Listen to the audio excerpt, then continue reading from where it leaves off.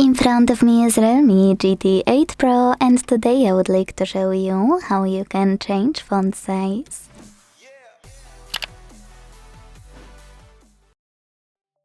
Start by opening settings and scrolling a tiny bit to hit display and brightness. Now scroll again and this time select font right above display size. Last but not least, operate this slider under font size to adjust it and check out preview at the top. When you're done, don't forget to tap on apply button.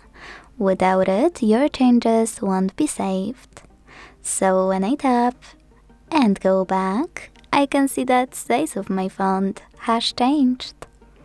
Thanks so much for watching. If you enjoyed this video, don't forget to leave a like, comment and subscribe. Bye!